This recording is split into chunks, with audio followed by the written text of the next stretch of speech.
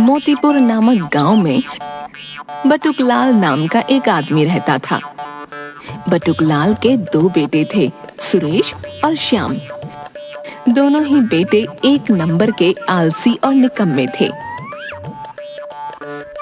हे भगवान, ये कैसे बेटे मेरी किस्मत में लिख दिए हैं। इनका बाप बूढ़ा हो गया है और काम कर रहा है, मगर इन निकम्मों को कोई फर्क ही नहीं पड़ रहा। बटुकलाल अकेले ही खेती किया करता था। उसके दोनों बेटे कभी उसकी मदद करने नहीं आते थे। अरे कभी तो मेरे साथ खेतों पर चलो और मेरा हाथ बटाओ। पिताजी मुझे सोने दीजिए, मैं बहुत थक गया हूँ। अच्छा, ऐसा कौन सा काम कर लिया है तूने जो तू थक गया है? अरे पिताजी, कई घंटों से बैठे बैठे थक गया हूँ, अब सोने दीजिए मुझे। हे भगवान, क्या करूं मैं इसका। और तू श्याम, तू तो चल, खेत पर बहुत काम है। नहीं पिताजी, बाहर बहुत ज्यादा ही धूप है, मैं तो बेहोश ही हो जाऊंगा। वैसे भी मेरी तबीयत ठीक नहीं है। सोए रहो घर में, मैं ही जाता हूँ खेत पर काम करने। बटुकलाल कड़ी धूप में अकेले ही खेत पर काम कर रहा था। तभी वहाँ चंदू नाम का एक आदमी आता है। बटुकलाल जी, इस कड़ी धूप में आप क्यों काम कर रहे हैं? वैसे भी आपकी उम्र नहीं इतनी धूप में काम करने की। क्या बोलूं चंदू, दोनों बेटे एक नहीं सुनते। जब भी काम करने को बोलता हूं मना कर देते हैं। अब किसी ना किसी को तो काम करना ही होगा, तभी तो 2 वक्त का भोजन नसीब होगा। यह तो बहुत ही बुरी बात है। अच्छा दीजिए, मैं आपकी मदद कर देता हूँ। इसी तरह बटुकलाल पर दया करके सभी उसकी मदद कर दिया करते थे, मगर उसके दोनों बेटों को कोई फर्क नहीं पड़ता था। कुछ दिनों से बटुकलाल की तबीयत ठीक नहीं थी, इसलिए वह खेत पर काम करने नहीं जा पा रहा था। हे भगवान, जल्द से जल्द ठीक कर दीजिए, वरना कोई काम नहीं हो पाएगा और बहुत मुश्किल हो जाएगी। दिन प्रतिदिन तबीयत सुधरने की जगह और ज्यादा बिगड़ने लगी। बेटा सुरेश और श्याम, तुम दोनों मेरे पास आओ। बटुकलाल के दोनों बेटे उसके पास आते हैं। जी बोलिए, क्या बात है? बेटा, अब मुझे ऐसा लग रहा है मेरा अंतिम समय आ गया है। लगता है जल्द ही भगवान मुझे अपने पास बुला लेंगे। मैं बस तुम दोनों से इतना ही चाहता हूँ कि मेरे जाने के बाद तो कम से कम तुम दोनों अपनी जिम्मेदारी उठा लेना। अरे पिताजी, ये सब आप क्या कह रहे हैं? कुछ ही दिन में आप ठीक हो जाएंगे पिताजी। हाँ पिताजी, श्याम सही कह रहा है। कुछ दिन बीत जाते हैं। अचानक एक दिन बटुकलाल की तबीयत बहुत ज्यादा खराब हो जाती है। बटुकलाल एक बक्से में अपना सारा सामान रखता था। वह उसी बक्से के पास जाता है। तभी सुरेश और श्याम उसे देख लेते हैं। अरे पिताजी, आपकी तबीयत खराब है और इस वक्त भी आप इधर उधर कर रहे हैं, आराम कीजिए ना। हाँ भाई, सही कह रहा है, आप आराम कीजिए और घूमना बंद कीजिए। कुछ घंटों के बाद ही बटुकलाल की मृत्यु हो जाती है। अरे श्याम, सच में पिताजी की मृत्यु हो गई, अब हम क्या करेंगे? अरे यार, ये तो मुझे भी नहीं समझ में आ रहा है। चलो पहले पिताजी का अंतिम संस्कार कर देते हैं। बटुकलाल के अंतिम संस्कार के बाद सुरेश और श्याम पहले की ही तरह घर में सोए रहते थे। जो भी बचे हुए पैसे थे सभी खत्म हो जाते हैं। अरे श्याम, अब तो पैसे बचे नहीं, आगे हमारा काम कैसे चलेगा? पता नहीं, हम कोई ना कोई उपाय तो खोज ही देंगे, लेकिन खेत पर काम करने नहीं जाएंगे। हाँ भाई, सही कहता, हम काम तो नहीं कर सकते। बचपन से अब तक हमने काम नहीं किया, अब क्या काम करेंगे? गांव में कल्लू बाबा आते हैं। वह गांव के सभी लोगों की समस्या सुन रहे थे और उसका हाल बता रहे थे। कल्लू बाबा के पास चलेगा क्या? सुना है वो सबकी समस्याओं का हल बता रहे हैं। अभी तो सो रहा हूँ, शाम को चलते हैं और अपनी समस्या बताते हैं। अच्छा ठीक है, फिर मैं भी सो लेता हूँ, शाम में ही चलेंगे। शाम के वक्त श्याम और सुरेश बाबा के पास आते हैं। प्रणाम बाबा जी, कृपया हमारी समस्या का हल बताइए। हाँ हाँ जरूर, क्यों नहीं, बताओ बच्चे, क्या समस्या है तुम्हारी? हाल ही में हमारे पिताजी की मृत्यु हो गई है। जब पिताजी थे तब पिताजी काम करते थे। अब तक हम दोनों ने कोई काम नहीं किया, इसलिए आगे भी काम नहीं करना चाहते। आप कोई ऐसा उपाय बता दीजिए जिससे हम बिना काम किए पैसे कमा सकें और घर बैठे पहले की तरह खा सकें। ये तो बहुत बड़ी समस्या है। अच्छा, सोचता हूं मैं क्या कर सकता हूं।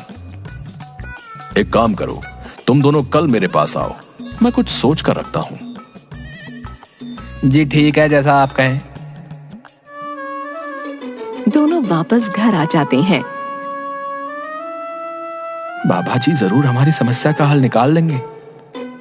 हाँ, मुझे भी यही लगता है। अगले दिन सुरेश और श्याम वापस कल्लू बाबा के पास आते हैं। बाबा जी, आपने हमारी समस्या का हल निकाला? हाँ, मैंने कुछ सोचा है। तुम दोनों ये बताओ, तुम्हारे पास खेत तो है ना? जी बाबा जी। ठीक है, एक काम करो, तुम दोनों इस पर अपने हस्ताक्षर कर दो। मैं तुम लोगों को हर महीने इतने पैसे दे दिया करूंगा, जिससे तुम दोनों को काम करने की कोई आवश्यकता नहीं होगी। क्या सच में ऐसा हो सकता है? हाँ जरूर, क्यों नहीं। फटाफट दोनों उस कागज पर हस्ताक्षर कर देते हैं। ये लीजिए बाबा, हस्ताक्षर हो गए। अब हम अगले महीने आपके पास आते हैं? हाँ जरूर, क्यों नहीं। दोनों बहुत खुश थे। वाह सुरेश, बाबा जी ने तो हमारी सारी समस्याएं खत्म कर दी। हाँ, बाबा जी ने तो कमाल कर दिया। एक महीना बीत जाता है। दोनों भाई बाबा जी के पास आते हैं। बाबा जी, हमें पैसे दे दीजिए। 1 महीने हो गए, हमने बहुत तकलीफ से ये महीना गुजारा है। अब आप हमें पैसे दे दीजिए। पैसे? किस बात के पैसे? अरे आप भूल गए, पिछले महीने ही तो हमारी बात हुई थी। तुम दोनों कामचोर आलसी तो हो ही, साथ ही तुम लोग मूर्ख भी हो।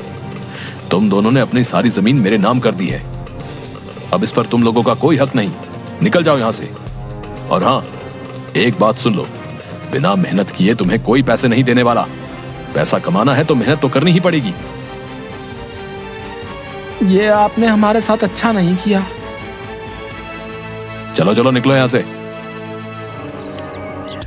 कल्लू बाबा गांव में और भी कई लोगों को मूर्ख बनाकर भाग जाते हैं। श्याम, ये हमने क्या कर दिया? बहुत गलत किया हमने। अब हमारी स्थिति और भी ज्यादा बुरी हो जाएगी। बिल्कुल ऐसा ही होता है। उन दोनों की स्थिति और भी ज्यादा बुरी हो जाती है। खाने को एक दाना भी नहीं बचता है।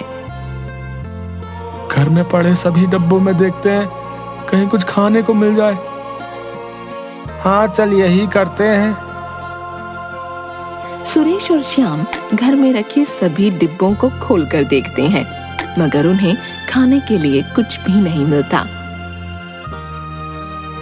पिताजी सही कहते थे, हमें कोई काम कर लेना चाहिए था। अगर हम अपने खेत पर भी काम करते, तब भी कम से कम खाने के लिए तो होता ही। हाँ भाई, मुझे भी इस बात का बहुत दुख है। पिताजी की याद में दोनों भाई बहुत जोर जोर से रोने लगते हैं और बक्से में बंद उनके सभी सामान को निकालकर देखने लगते हैं। ये देखो सुरेश, पिताजी की पगड़ी। इस पगड़ी को पिताजी किसी शुभ अवसर पर पहना करते थे। बाकी दिन वो इसे हाथ भी नहीं लगाते थे। हाँ भाई, मुझे याद है। ये पगड़ी बहुत ही ज्यादा खूबसूरत है। रुक, मैं इसे पहनता हूँ। जैसे ही सुरेश उस पगड़ी को पहनता है, उस पगड़ी में से एक चमकीला पत्थर नीचे गिरता है। देख, इस पगड़ी से चमकीली पत्थर गिरी। अरे हाँ, वैसे इस पत्थर का क्या काम? दोनों भाइयों को कुछ समझ नहीं आता। वह दोनों पिताजी के बक्से के सभी सामान को हटाने लगते हैं। तभी उन्हें एक चिट्ठी दिखती है। चिट्ठी पर लिखा था, बेटा, मैंने तुम दोनों से काम करवाने की बहुत कोशिश की, मगर तुम लोग कभी इस बात को नहीं समझ पाए। उम्मीद करता हूं जब तुम दोनों इस चिट्ठी को पढ़ रहे हो तब तक तुम लोगों को काम का महत्व समझ आ गया होगा। मेरी पगड़ी में एक चमकीला पत्थर है जो मेरे पिताजी ने मुझे दिया था। यह अनमोल पत्थर है। इस पत्थर की कीमत बहुत ही ज्यादा है। मेरे पिताजी ने कहा था जब भी मैं बहुत बड़ी मुसीबत में पड़ूं तो इसका इस्तेमाल करूं, मगर मेरी जिंदगी में मैंने कभी ऐसा मौका नहीं आने दिया जिससे मैं इसका इस्तेमाल करूं। अगर तुम लोग बहुत ही ज्यादा मुसीबत में पड़ो तो इसका इस्तेमाल जरूर करना। मेरे बच्चों, मैं तुम दोनों से बहुत प्यार करता हूं। चिट्ठी पढ़कर दोनों की आंखों में आंसू आ जाते हैं। याद है सुरेश, हमने पिताजी को इस बक्से के पास देखा था। शायद उस वक्त पिताजी यही चिट्ठी लिख रहे थे। हाँ भाई, मुझे याद है। उन दोनों को अपनी करनी पर बहुत अफसोस होता है। पिताजी कितने अच्छे थे, अभी भी वो हमारे बारे में ही सोच रहे हैं। हाँ श्याम, हम कभी उन्हें समझ ही नहीं पाए, मगर क्या हुआ, जैसा पिताजी चाहते थे हम बिल्कुल वैसा ही करेंगे ताकि वो जहां भी हो हमें देखकर खुश हों। दोनों भाई उस अनमोल पत्थर को सुनार के पास लेकर जाते हैं। उन्हें पता चलता है कि उस पत्थर की कीमत करोड़ों में है। हमें इसके बदले कुछ पैसे दे दीजिए, वो पैसे हम आपको जल्दी ही लौटा देंगे और ये अनमोल पत्थर ले जाएंगे। सुनार मान जाता है और पैसे दे देता है। पैसे लेकर दोनों भाई नई जमीन खरीदते हैं और खेती शुरू करते हैं। कड़ी मेहनत करते हैं और साथ मिलकर बहुत अच्छी फसल उगाते हैं। सभी फसलों को बेचकर वो ढेर सारे पैसे कमाते हैं। कुछ ही साल बाद वह सुनार को वापस पैसे देकर अनमोल पत्थर घर ले आते हैं। सुरेश, पिताजी जहां भी होंगे हमें देखकर बहुत खुश होंगे। हाँ भाई, सही कहता है। श्याम और सुरेश बहुत मेहनत करने लगते हैं और पैसे कमाने लगते हैं। साथ ही वह एक बड़ा घर भी बना लेते हैं। कल्लू बाबा को पुलिस पकड़ लेती है और जितने लोगों के साथ धोखा करके उस कल्लू बाबा ने धन कमाया था, वह धन गांव में सभी लोगों को वापस कर दिया जाता है और साथ ही श्याम और सुरेश को उनकी जमीन भी वापस कर दी जाती है।